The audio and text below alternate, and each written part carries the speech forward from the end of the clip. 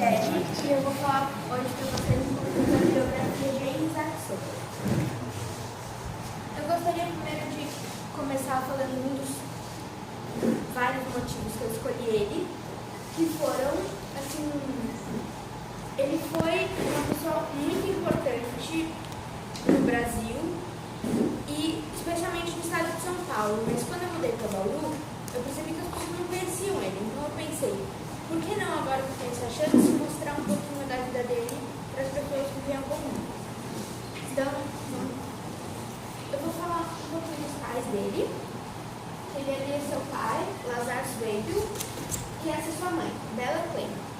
Lazar era um judeu ortodoxo extremamente religioso e Bella era uma pessoa alegre, muito espontânea, o que colaborou com o Sobel não ser uma pessoa tão fechada quanto seu pai. Os dois se casam quando ambos têm cerca de 20 anos, mas se mudam da Bélgica para Portugal devido a uma invasão nazista na Bélgica. Então, no dia, nasce o futuro rabino. Então, no dia 9 de janeiro de 1944, nasce Isaac Sobel. Aquela foto com a mãe dele é uma das poucas fotos que se tem disponíveis ao público que ele esteja pequeno. Aquela ali no canto, ele tem cerca de 12 anos. E hoje, quando as pessoas escutam Isaac Sobel, as pessoas que conhecem, a primeira imagem que vem à mente delas é essa. Um rabino que usa sempre roupas muito formais, equipadinho, que é esse papelzinho, e o óculos arredondado, que é uma característica assim, marcante dele. Bom, então, em Portugal, ele tem apenas um ano.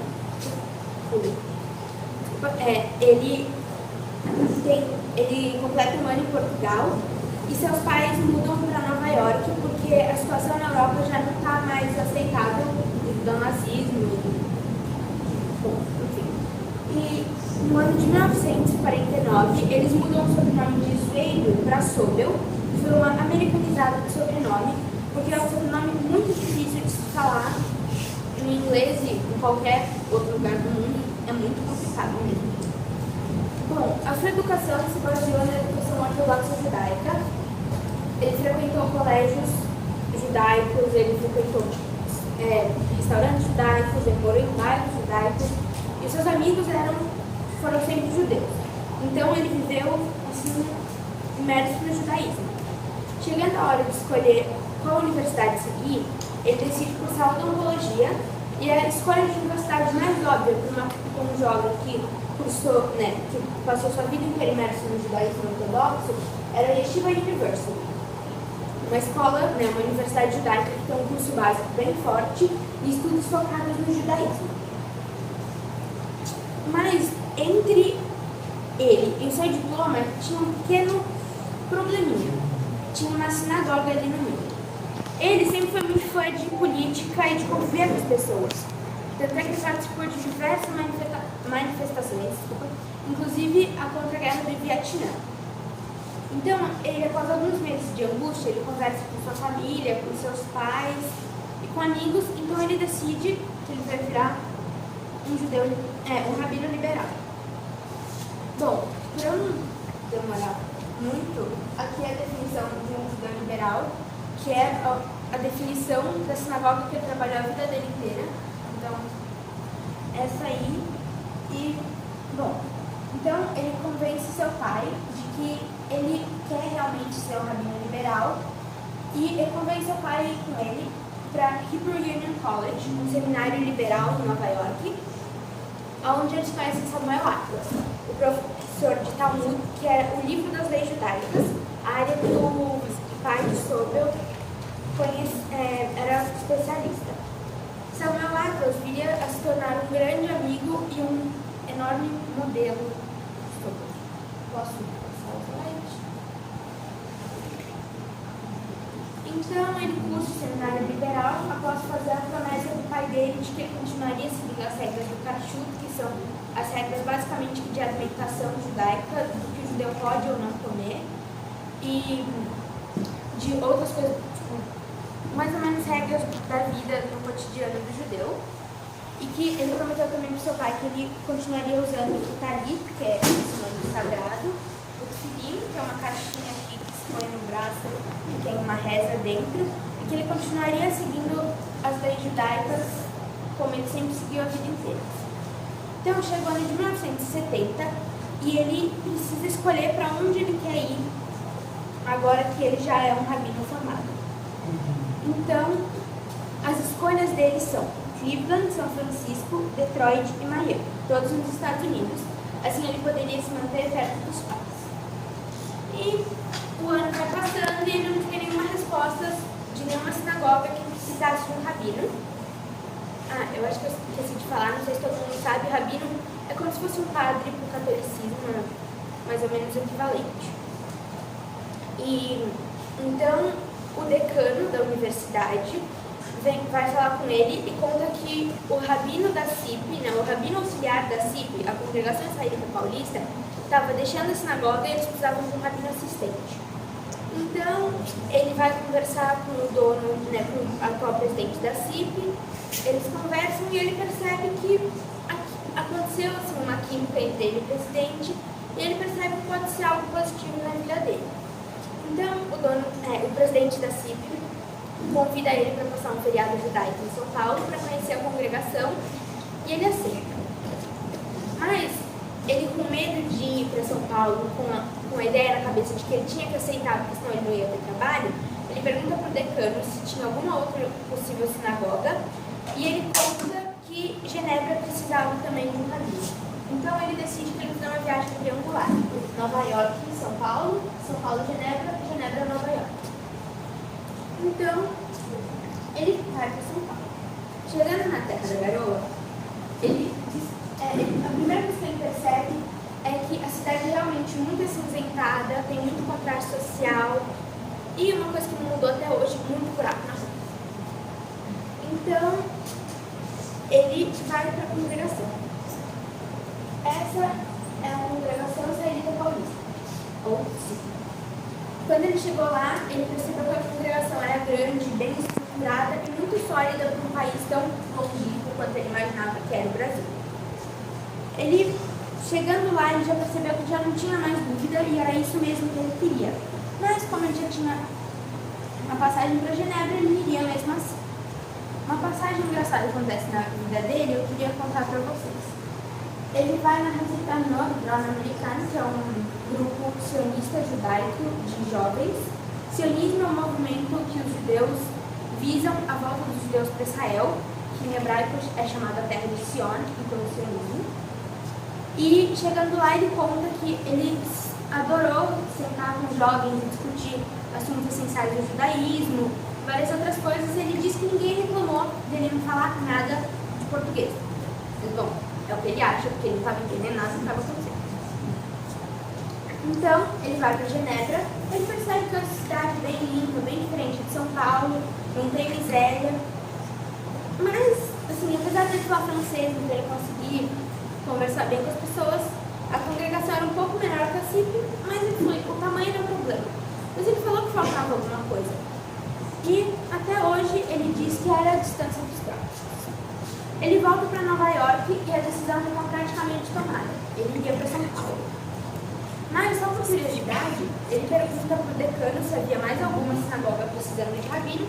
E, para sua surpresa, Cleveland, que era a sinagoga que ele queria ir a princípio, precisava de um rabino. Então, ele foi para lá mais para conhecer a congregação mesmo, porque no final ele acabou indo para São Paulo. Então, ele chega em São Paulo e, apesar de não saber falar uma palavra em português, ele se deu muito bem com a congregação. E nos primeiros anos, ele andava com uma tradutora para lá e para cá. E como ele tinha um salário muito bom para um jovem no começo de carreira, ele começou a fazer aulas de português. Ele fez cerca de aproximadamente 7 anos de aulas de português e até hoje ele ainda tem um sotaque muito carregado e ele ainda tem muita dúvida de pronúncia. O apartamento que ele vive hoje não foi o primeiro que ele ainda está vivo. O apartamento que ele vive hoje não é o apartamento que ele comprou a princípio. Primeiro ele alugou um apartamento e ele morou lá por 9 meses, mas o apartamento que ele realmente queria era o daquele prédio, porque tinha 2 andares e um quintal. E é o lugar onde ele vive até hoje com a sua família. Então, quando ele chega no Brasil, ele percebe que eles estão no meio da ditadura militar. Apesar de, assim, ele não conhecia muita gente, ele sabia da censura na mídia, ele também sabia que estavam acontecendo muitas torturas, assassinatos e exílios. Mas como o Brasil estava no meio do milagre econômico, as pessoas nem discutiam muito, porque se está entrando comida na panela e dinheiro no bolso, eles não estavam reclamando. Aí acontece um fato que mudaria a vida do Sogro. Acontece o caso de Vladimir Herzog, não sei se todo mundo sabe, ele foi um jornalista da TV Cultura e ele tinha uma opinião contrária do governo e por isso e muitos outros acontecimentos, ele acabou sendo assassinado. Mas essa não foi a história que contaram no começo do Sogro. Dia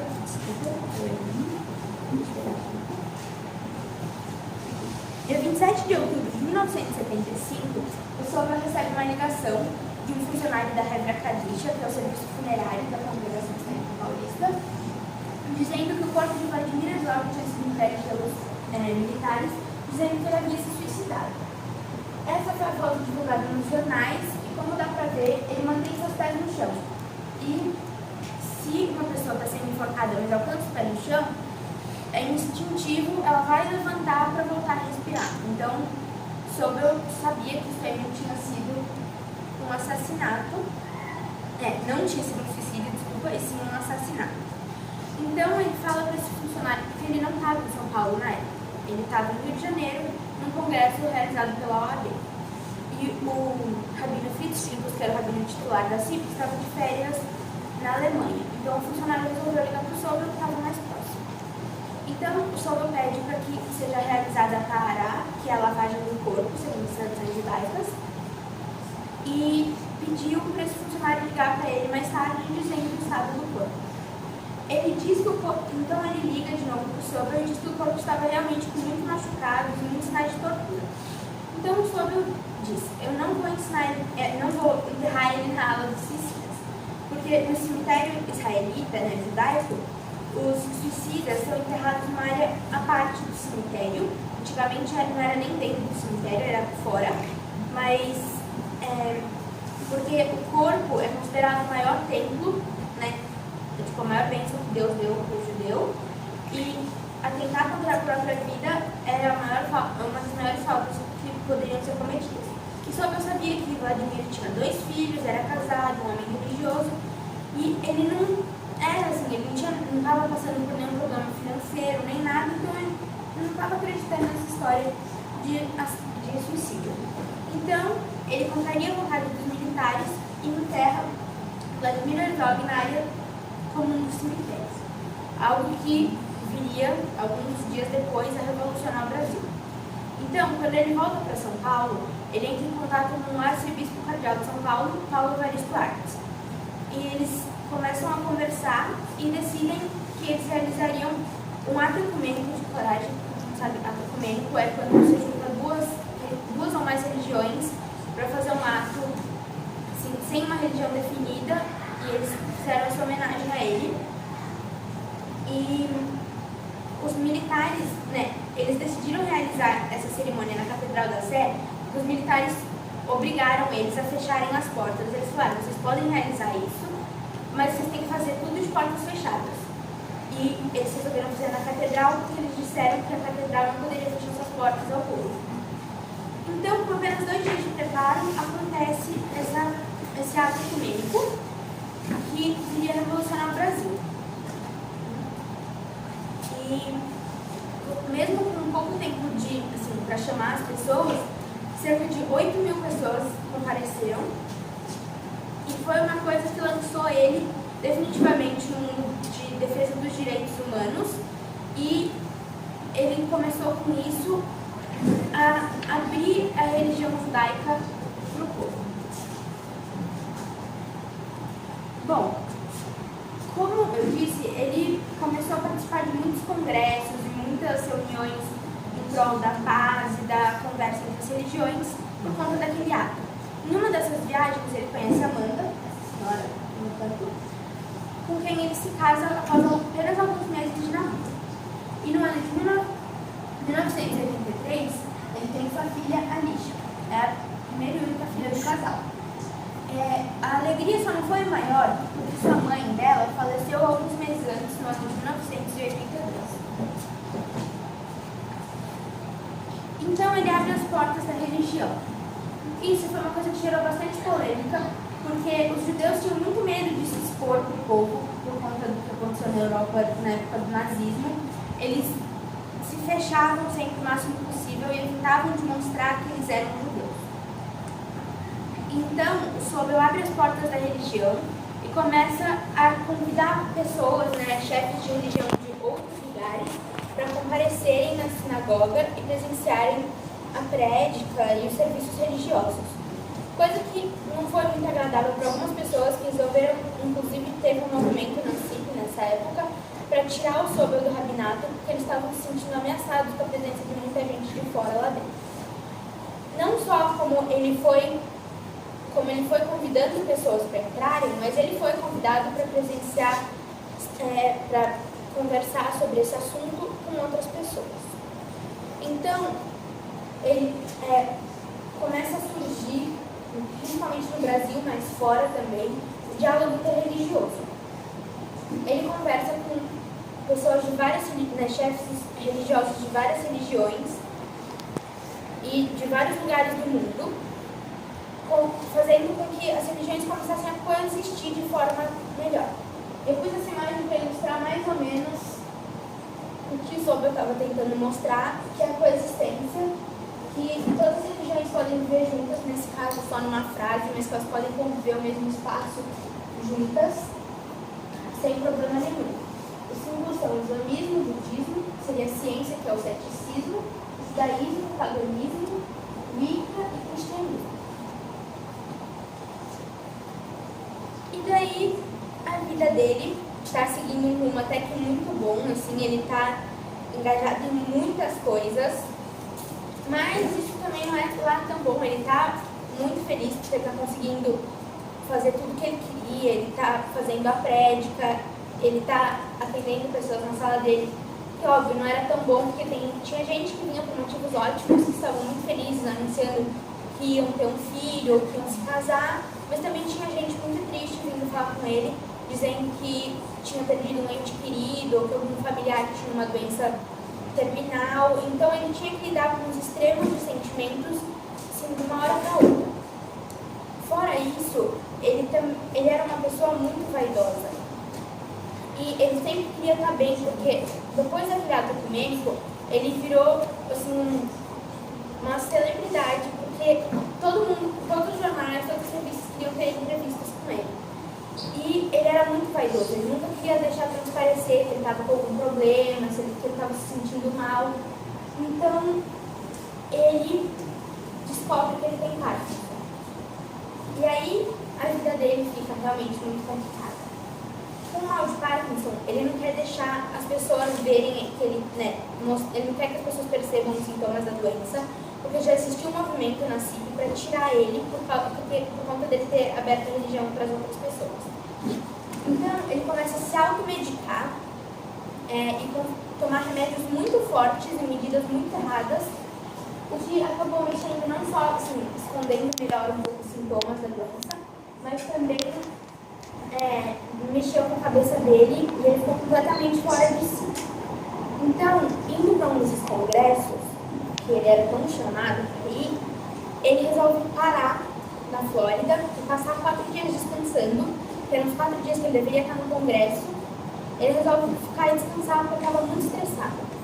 Então, tudo corre bem, ele resolve pegar o seu carro alugado e ir para um centro comercial em Miami para comprar um presente para a Alicia e para sua esposa. Então, aí que a coisa ficou feia. Só o que ele diz que se lembra é de entrar na primeira loja, entrar na segunda loja e depois um policial abordando ele, pedindo para que ele a levasse para o seu carro. Uma prova de que o que ele fez, eu já vou explicar o que aconteceu, mas Uma prova de que ele não fez isso assim de propósito, que ele não sabia o que estava acontecendo, é que se ele tivesse realmente feito o que ele fez de propósito, ele teria falado, não, desculpa, policial, eu não vim de carro, eu vim de táxi, e ele não teria tido todas as consequências que teve. Mas bom, então ele leva o policial ao seu carro e lá ele encontra 4 gravatas furtadas de grifes que somavam no total $750. Um valor muito menor do que ele tinha conseguido, porque pouco tempo antes ele havia passado no banco e tinha em dinheiro no seu bolso $3.000. Então não era realmente um erro de conduta, e sim um erro de medicação. Ele estava completamente fora de si. Então ele passa a noite na delegacia, então ele paga a fiança de $3.000, exatamente o que ele tinha consigo, e volta para o Brasil. Chegando aqui, ele conta para sua esposa e para sua filha o que aconteceu, e elas entendem que não foi um crime, e sim uma infração, porque realmente não foi ele agindo, e foi sim um remédio que ele tomou. E então ele vai no dia seguinte para Sydney trabalhar como se nada tivesse acontecido, e não conta isso para ninguém, torcendo para a notícia ter ficado na Flórida e parasse por lá. Mas o repórter liga na sala dele e pedindo para confirmar a história que ele tinha ouvido de um cabino paulista que tinha furtado 4 gravatas na Flórida. Essa é a foto a pequenininha é a foto que apareceu em vários dos jornais americanos, e essa tabelinha é a ficha dele, né, o registro dele que ele teve de passagem pela prisão, no caso só a delegacia. Então, ele se afasta da Sydney por 4 meses, e nesses 4 meses ele fica internado na casa dele, tomando remédios para tentar controlar o estrago que ele tinha feito com os remédios nas doses erradas que ele tinha tomado. Mas, durante esses 4 meses, ele dá várias entrevistas fora de si, ele não sabia o que ele estava fazendo. Inclusive essa que ele deu para a época, que a matéria de capa era "Roubei, mas não sou ladrão". E discutia se foi realmente um erro de moral ou se foi uma falta devido à medicação. Bom, então, depois desses 4 meses, ele volta para a sinagoga, torcendo para o poeira ter baixado e ele ter seu lugar de volta. Mas nesses 4 meses, aquele grupo que queria ter tirado o sobre do rabinato toma o seu lugar, e então, no dia 19 de outubro de 2007, ele anuncia sua saída da CIP. E depois da sua saída na CIP, ele continua frequentando casamentos, festas. Ele até concluiu 2 projetos recentemente, que foram o livro dele, Um Homem no Cabino, e o filme A História de um Homem em Sobel. Como eu disse, o óculos redondinho, o cabelinho e a kipazinho, que são ícones dele. E o livro está aqui, mas eu mostraria, mas está apoiando o projetor. Não vai dar muito certo a tirar isso daí. E essa foto é uma foto dele, acho que fazem mais ou menos 2 anos, 1 ano e meio, no casamento de sua filha Alicia. Bom, então, aqui, ele ainda está vivo, aposentado, mas agora ele já está bem velhinho, assim, bem debilitado. E eu queria rapidinho explicar o porquê que eu escolhi ele, um motivo maior. Quando eu mudei para Bauru, eu contava para as pessoas que eu era judia, elas faziam, eu sou judia, me olhavam como se eu fosse um bicho de zoológico, que elas nunca tivessem visto. Nossa, o que é isso? E eu resolvi que eu ia dar uma de sobre, óbvio, em escala bem menor, mas eu ia abrir a religião no meio que eu vi. Então, por exemplo, eu tenho vários amigos que até já estão quase decorando as rezas em hebraico, de tanto que eles vão em casa verem a gente fazendo, já estão até decorando. E, assim, óbvio, em menor escala, mas eu tentei fazer o que ele fez. E, bom, alguém tem alguma dúvida? Porque tem alguns termos não sei se fiquei bem. Tem dúvidas? Ok, eu quero agradecer a Queruel, a professora Simone, aos outros professores do